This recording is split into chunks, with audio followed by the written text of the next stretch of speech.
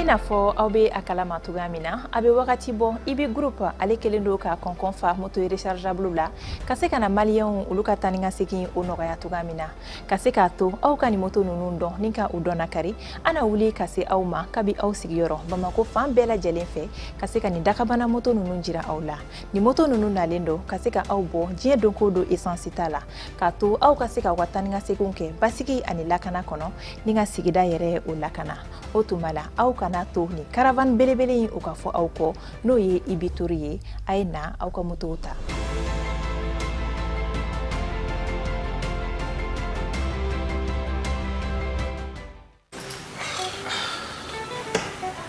C'est bizarre, hein? Ah!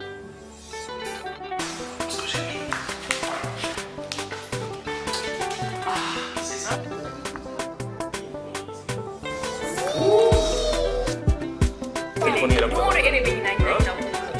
J'oublie mon code.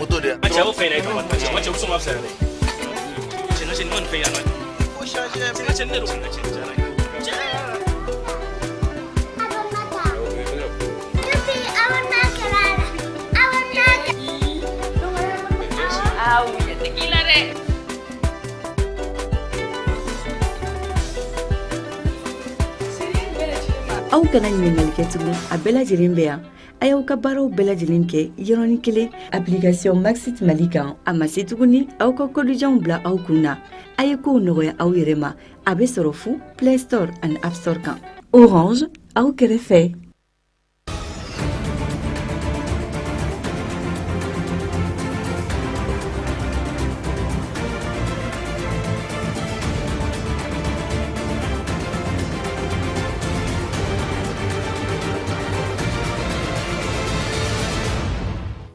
Katalikɛ Mali wolomasiri tabaw olu ka pankuru binna Tizawatenkaw fɛ yen min kɛn bɛ sababu ye ka fɔɲɔgɔnkɔ don Bamakɔ ani Alger cɛ a jirala k'a fɔ ko malidenw bɛɛ lajɛlen kɛlen don ka nin wale in kɔn. CAN U17 Maroc 2025 Mali samatasɛgɛcɛnninw ko olu ye wulikajɔ kunfɔlɔ kuncɛ ni o ye phase de poule ye jɔyɔrɔ filanan na ni waati na ko wulikajɔw bɛ senna ka se ka quart de finale ale labɛn. Advance TV tɔgɔla kunnafoni dira kɛrɛnkɛrɛnlen Kajatu Bagayo ale b'a kɛnɛ kan ale bɛna ɲɛfɔli caman kɛ an ye ni jɛmukan in kɔnɔna na. An balimaw nin de an ka kunnafoni bakurunbaw ye ka kɛɲɛ ni bi araba ye avril kalo tile 9 san 2025 an bɛna min walawala aw ye sisanda in na o kama an b'a fɔ k'aw bisimila Advance TV jabaraniso sanfɛla la tele min kɛlen don ka paraɲɛ caman bila ani teletɔw ni ɲɔgɔn cɛ.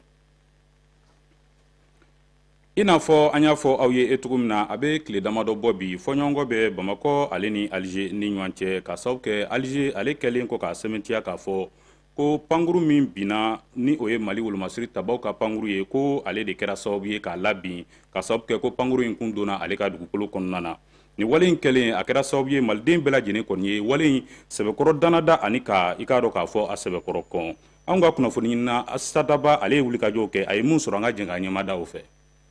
A bɛɛ tile damadɔ bɔ sisan Mali ni a sigiɲɔgɔn Algérie olu cɛ gɛlɛyara diplomasi jɛɲɔgɔnya o sira fɛ hakili jiginna Mali gouvernement ye laseli dɔ kɛ dɔgɔkun in kɔnɔna la ka malidenw ale ni diɲɛma ladɔnniya k'a fɔ ko Algérie ye ko dɔ kɛ a la min kɛn bɛ ka a tɔɔrɔ Algérie min ni Mali ye a sɛbɛkɔrɔ dɛmɛ waati tɛmɛlenw kɔnɔ laseli in kɔnɔ Mali gouvernement bɛ a jira k'a fɔ ko Algérie ye ale ka drone dɔ lajigin drone min kun wulen bɛ banbagaciw kɛlɛli kama barisa ko o donna a ka jamana kɔnɔ.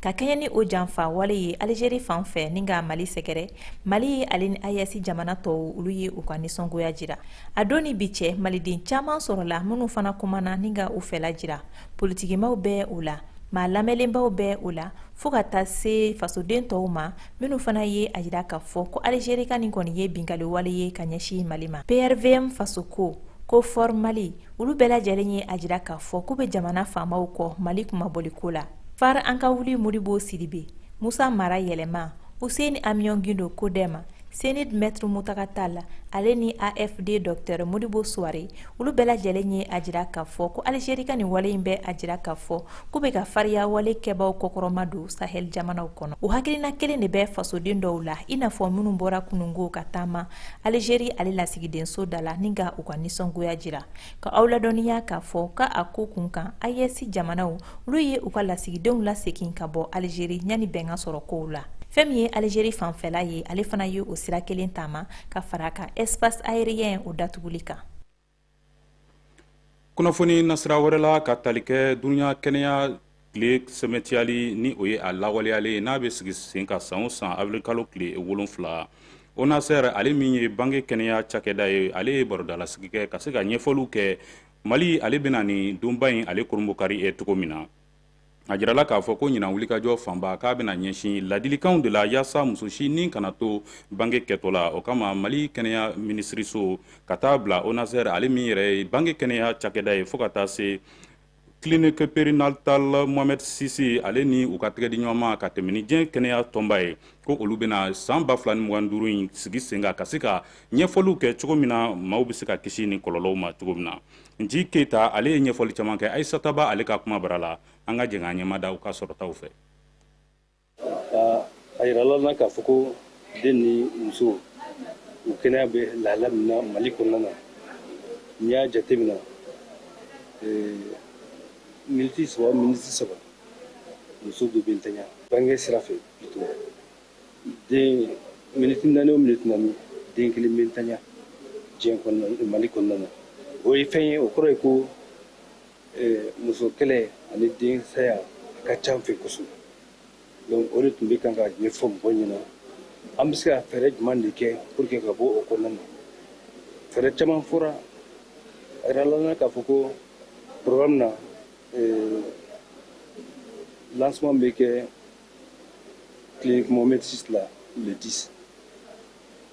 madame le ministre fɛ o kɔfɛ conférence bɛ kɛ la formation bɛ kɛ la pour que ka mɔgɔw ladɔnniya muso bɛ ntanya bana ninnu kosɔn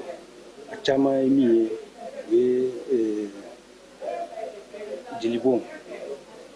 muso bɛ to jelibɔn na hémorragie n'an b'o wele ko hémorragie postpartum o bɛ se ka kɛlɛ cogoya min na fɛɛrɛ min bɛ na sigi o kan kunnafoni bɛna f'o kan en même temps formation bɛna k'o kan formation caman bɛna k'o kan pour que u ka se ka taa bon denmisɛnnin fana a caman na denmisɛnnin caman bɛ to saya la ni u bɛ bange na ni u tɛ oxygène sɔrɔ la donc an bɛ yɔrɔ min na sisan Mali ye minɛn caman sɔrɔ min b'a to an bɛ se ka oxygène di denmisɛnnin ma hali a don remise de matériel dɔ bɛna kɛ ONASER la yen nɔ madame le ministre fɛ n'o ye olu minɛn ninnu ye. Halisa an bɛ taa ni kunnafoniyaw ye an bɛ aw ladɔnniya k'a fɔ Bamakɔ ka tali kɛ maa mun ka baara ɲɛsinen don jago kɛli ma sirabadaw la ko olu ye maaw ye mun kɔni ka adamadenya bɛ farati la ka sababu kɛ ninnu ye maaw ye mun bɛ tile ban klaxon mankanw ale ni siraba kasaraw olu cɛla cogo jumɛn na u b'a kɛ ka se ka u yɛrɛ kisi. Mamadu Jalo ale ni Alassane Kojo olu ye wulikajɔ kɛ u ye mun sɔrɔ an ka jɛn k'an ɲɛma da u ka sɔrɔtaw fɛ. Bamako sirabaw sanfɛ fɛn bɛ tali kɛ ventilatɛrw power bankuw porte-clés ani mouchards o feerebagaw kɔni bɛ yalayala mobiliw ni ɲɔgɔn cɛ ani an ka siraba sanfɛlaw la walasa ka se k'u bolominɛnw ni ka olu feere clientw ma. Sugu tanya kɔni t'olu bila ni baara in na ka d'a kan client dɔw bɛ yen nɔ a ka di olu ye ka se k'u mago dilan u sen fɛ sirabaw sanfɛ. Place tanya tɛ i b'a dɔn dɔw fana bɛ yen o tɛ se ka don sugu kɔnɔ ka sanni kɛ quoi olu bɛ sanni kɛ sirada de la ka taa quoi n'a fɔra ko minɛn den kelen kama 100 minɛn 200 minɛn i bɛ taa don fo sugu kɔnɔ an bɛ taa se bɛ yen e bɛ minɛn yɛrɛ y'ala i tɛ se k'a sɔrɔ yɛrɛ bon ne n'a sirada la ni feerekɛlaw bɛ yen i bɛ se ka kelen san dɔrɔn i bɛ tɛmɛ nin n'a ɲɔgɔnna ninnu. Hali n'o y'a sɔrɔ nin baara in a kɔlɔlɔ tan tɛ maa minnu bɛ yen nɔ n'olu bɛ feere kɛ an ka sirabaw kan u y'a jira k'a fɔ u kɔni bɛ dɔɔni dɔɔni sɔrɔ min bɛ kɛ sababu ye ka se k'u ka denbaya dahirimɛ nɔgɔya ani k'u ka musakaw ta. Kuma dɔ dɔn bɛ diya i ma kuma dɔ dɔn tɛ diya mais ni na baara la don o don kɔni don jara don ma diya n bɛ 200 ɲini k'a bila kɛsu kɔnɔ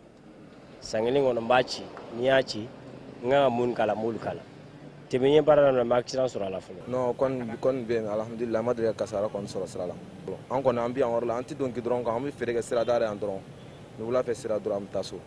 Dɔw bɛ yen n'u b'a fɛ k'e sɔrɔ u b'a f'i ma hakɛ to sira bila e bɛna hakɛ to yafa ma n m'a dab'a kama dɔw yɛrɛ bɛ yen u bɛ gosi o tɛ kuma e fɛ yɛrɛ o bɛɛ b'a kɔnɔ quoi mais baara kɔni ne bɛ baara kɔni na kɔni degun b'a kɔnɔ nɔgɔya b'a kɔnɔ quoi. An ka jamana kɔnɔ sariya b'a jira k'a fɔ sirabakan feere a dagalen tɛ hali n'o y'a sɔrɔ meri maaw olu be to ka wulikajɔw sabati walasa ka se ka ni maa nunu borofɛnw k'u dadaku la cogo min na u se ka sirabaw feereli dabila u y'a yira k'a fɔ baara nunu o be kɛ sababu ye ka kɔlɔlɔba o lase olu ma. A degun kɔni ka bon parce que waati bɛɛ an ni meri mɔgɔw bɛ ɲɔgɔn na u b'an ka minɛnw kɔni ta o kɔni o ye waati bɛɛ ye n'a fɔra an fana bɛ yan an fana bɛ k'an dahirimɛ ɲini n'an tɛ baara la u b'a fɔ k'an tɛ baara kɛ n'an bɛ baara fana na u b'an degun cogoya dɔ la fana a ma nɔgɔ quoi a ye n'an waati dɔ la a ye n'an ka minɛnw minɛlen don an bolo meri mɔgɔw bɛ n'o minɛ an na ko feere kana kɛ yɔrɔ nin na. hali n'o y'a sɔrɔ baarako gɛlɛya o kɛlen don sababu ye ka maa caman ni k'olu bila nin waleya nin na a ma kan maaw ka feere kɛ sirabaw sanfɛ min bɛ kɛ sababu ye ni ka kasara k'o las'u ma ani fɛnɛ ka siraba kan boli ni k'o fɛnɛ gɛlɛya. ni ne bɛ taa ni an ye farikolo ɲɛnajɛ kunkanko kibaruya la k'aw ladɔnniya k'a fɔ CAN U17 Maroc 2025 ale bɛ senna nin waati in na o kama mali samatasigɛnciniw ko olu ye wulikajɔ kunfɔlɔ kuncɛ jɔyɔrɔ filanan na ni o ye phase de épaules ye ka sababu kɛ mali ale ni angola ka fara centrafrique ani côte d'ivoire ko olu tun bɛ polu kelen na a jirala k'a fɔ ko nin waati na samatasigɛnciniw ko u bɛ wulikajɔw bɛɛ lajɛlen na ka se ka quart de finale ale labɛn kajadu bagayo ale b'a kɛnɛ k'a ye mun sɔrɔ an ka jɛn ka ɲɛmada o fɛ. Farafina wano ka kɛnɛ sifina ka kunna mun sitame tujɔ san 17 la a kun fɔlɔ baaraw tɛmɛna n'an ko ma phase de poule o de kun kɔnɔ mali ka bakuruba la n'o groupe D a dolantan 3 bɛɛ kɛra n'a ye k'a fɔ ko dolantan bɔko fɔlɔ mali kɔni ye sɛbɛga ɲɛnama sɔrɔ angola ka 2 ni 1 hali ni dolantan ma dolantan kanubagaw ɲɛfa bɔko filanan adama jefila jalo n'a ka cɛdenw ye ɲɛda kura yira mun ye maaw nimisi wasa kosɛbɛ ka sɛbɛga ɲuman sɔrɔ o la 2 ni kanangolo o sɛbɛga kɛra sababu ye ka mali kɛ k'a ka tige sɔrɔ ka taa quart de finale kɛnɛ kan n'o yɛrɛ b'a yira k'a fɔ k'a sen bɛna ye coupe du monde fana kɛnɛ kan catégorie in ta fan fɛ novembre kalo la san 2025 n'a ma ye k'a fɔ ko bɔko fila kɔfɛ mali kɔni y'a ka laɲini fɔlɔ sɔrɔ ko sabati ka ban dolantan laban bakuruba in kɔnɔ n'o kun kɛlen don mali ni Côte d'Ivoire kɔda ɲɔgɔn na o kun bɛ tali kɛ jɔyɔrɔ fɔlɔ ko kɛlɛ ka mali ta fanfɛla la wagati kelen Côte d'Ivoire kun bɛ kɛlɛ la cogo min na a bɛ se k'a ka qualification yɛrɛ sɔrɔ an b'a ye k'a fɔ ko ɲɔgɔn sɔrɔ in kɛnɛ kan tago fɔlɔ la mali dolantanlaw tɛna ɲɛda ɲuman yira Côte d'Ivoire bɛna sɛbɛga sɔrɔ la 3 ni 1 nemurubaji min tɛmɛnen kɔ mali bɛna ɲɛda yira mun bɛ maaw nimisi wasa zen ka dɔbɔ celu la f'an bɛna 3 ni 2 la nka an bɛ taa se ɲɔgɔn sɔrɔ kuncɛli ma yɔrɔ min na Côte d'Ivoire bɛna celu 4 sɔrɔ ka don ɲɔgɔn sɔrɔ bɛ kuncɛ n'o jaabi 4 ani 2 ka taa Côte d'Ivoire kanu na jatew ta fanfɛla an b'a ye k'a fɔ ko dolantan bɔko 3 kɔfɛ mali ye sɛbɛga 2 sɔrɔ ka buruni 1 kɛ ka celu 6 sɔrɔ ka don wa celu 5 donna la ɲɔgɔn ta ɲɔgɔn madaw ka kɛnɛ kan mali ye jɔyɔrɔ 2 sɔrɔ la n'o kɛra Seydou Damile yɛrɛ ye n'an ko ma homme du match n'a ye k'a fɔ ko laɲini fɔlɔ sabati la i b'a fɔ an y'a fɔ cogo min n'o ye ka taa coupe du monde kɛnɛ kan laɲini filanan mun bɛ nalen o baara bɛ daminɛ kabini nin juma nata n'o yɛrɛ bɛ tali kɛ quart de finale ɲɔgɔn sɔrɔ o kan mali kɔni kɛlen ka jɔyɔrɔ filanan sɔrɔ a ka bakuruba la o kɛra sababu ye ka ni Tunisie kɔda ɲɔgɔn na n'o kɛra jɔyɔrɔ fɔlɔ ye bakuruba C kɔnɔna na quart de finale dolantaw kɛnɛ kan n'o bolo dalen ka bila nin juma nata la an bɛ se k'a fɔ ko adama jefila jalo n'a ka cɛdenw n'u segu n'u damayira bɛɛ kɛ cogo min na o bɛ se ka kɛ jamana ye mun bɛ to k'a ka laada timɛ n'o ye k'a fɔ ko san laban in na a gɛlɛyala cogo cogo mali kɔni bɛ ye demi finale kɛnɛ kan a mɔgɔ hakili jigin k'a fɔ ko ɲɔgɔn sɔrɔ kofɔlen bilalen ka juma nata kɔnɔ nɛgɛ ye 19 RGMT la nɛgɛ kan ye 20 Maroc R la a bɛ kɛ stade Ben Ahmed El Abdi la Jadida Kaufi. halisa farikolo ɲɛnajɛ kunkanko kibaruyaw la CAN U17 Maroc 2025 a jirala k'a fɔ ko mali samatasigɛciniw ko u bɛ wulikajɔw bɛɛ lajɛlen na nin waati na ka se ka quart de finale ale labɛn a jirala k'a fɔ ko mali ale ni Tunisie olu kan ka ɲɔgɔn sɔrɔ o kama ko u ye barodarasigi kɛ ka se ka ɲɛfɔliw kɛ min ye mali cɛdenw ye ka fara degedi karamɔgɔ kan ko u kɛlen don ka labɛn bɛɛ sigi sen kan nin waati na kajadu bagayo ale bɛ caman ɲɛfɔ an ye. I n'a fɔ ladalako la yanni dolantan cɛ degeli karamɔgɔ ni dolantanlaw bɛ na kunnafonidilaw ɲɛkɔrɔ ka na ɲɛfɔli k'u ye dolantan in nafa kan ani u kɛlen don ka baara min bila sen kan walasa ka sɛbɛya sɔrɔ a kɔnɔna na o de hukumu kɔnɔ mali ni Tunisie ka quart de finale ɲɔgɔn sɔrɔ hukumu kɔnɔ nin degeden karamɔgɔ 2 fo ka taa se dolantanlaw ma u nana ni baara kelen waleya a kɛnɛ kan Mohamed Jara n'ale kun ye mali dolantan ye a ye ɲɛfɔli kan ye. Vestiaire wɔrɔ an ɲana défaite in kɔ bon groupe la alhamdulillah solidarité bɛ yen an bɛ ka ɲɔgɔn la motiver Inch'Allah parce que an na kun de don depuis an bɛ Bamakɔ an ye objectif dɔ de fixé an bɛ na 6 mois caman bɛɛ ka ɲi n'ala sɔrɔ komi kelen ma ɲɛ an bolo a to an b'an jilaja avec les coachs an bɛ ka baara min kɛ an bɛ dɔ fara Inch'Allah. Ale ka kɔrɔfɔ tɛmɛnen kɔ mali degeden karamɔgɔ n'o ye adama jefila jalo ye a fana hakililanta di dolantan in kan.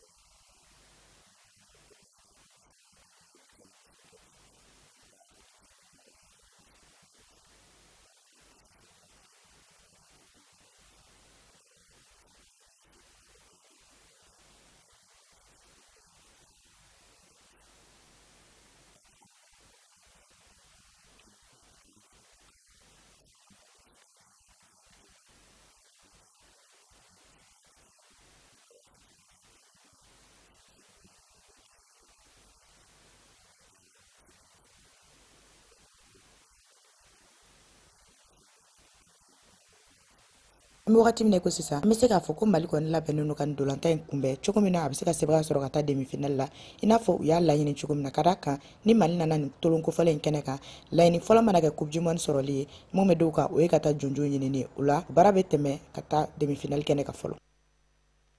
I n'a fɔ aw yɛrɛ y'a faamuya cogo min na ni de bɛ dan sigi an ka bi kunnafoniyaw la an bɛ bɛɛ lajɛlen fo ka bɛɛ waleɲuman dɔn Advance TV sugantili la ka se k'i kunnafoniya an bɛ ɲini aw fɛ a ka to aw nɔ na sɔɔni nansaraka fɔla Asan So ani ale bɛna ɲɔgɔn sɔrɔ nɛgɛ kanɲɛ 19 tɛmɛlen ni saga 35 ye an bɛ dugawu kɛ ko Ala ka Mali lataa ɲɛ.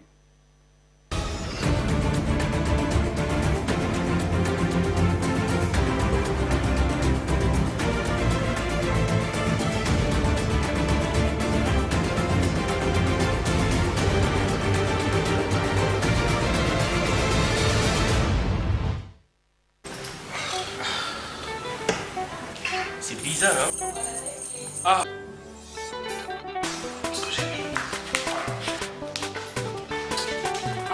C'est ça?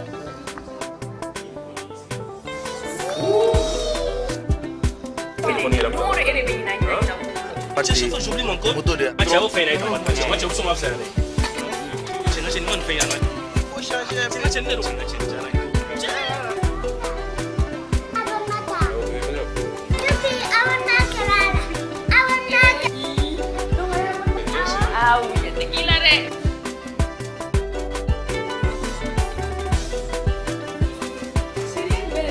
aw kana ɲininkali kɛ tugun a bɛɛ lajɛlen bɛ yan a y'aw ka baaraw bɛɛ lajɛlen kɛ yɔrɔnin kelen application Maxit Mali kan a ma se tuguni aw ka kodijanw bila aw kun na a ye kow nɔgɔya aw yɛrɛ ma a bɛ sɔrɔ fu Play Store ani App Store kan Orange aw kɛrɛfɛ. I n'a fɔ aw bɛ a kalama cogoya min na a bɛ wagati bɔ i bɛ groupe ale kelen don ka kɔnkɔn fa moto rechargeable la ka se ka na maliyɛnw olu ka taa ni ka segin o nɔgɔya cogoya min na ka se k'a to aw ka ni moto ninnu dɔn ni ka u dɔnna kari an na wuli ka se aw ma kabi aw sigiyɔrɔ Bamako fan bɛɛ lajɛlen fɛ ka se ka ni dakabana moto ninnu jira aw la ni moto ninnu nalen don ka se ka aw bɔ diɲɛ don ko don essence ta la k'a to aw ka se ka taa ni ka segin kɛ basigi ani lakana kɔnɔ ni ka sigida yɛrɛ o lakana o tuma la aw kana to ni caravane belebele in o ka fɔ aw kɔ n'o ye Ibitori ye a ye na aw ka moto ta.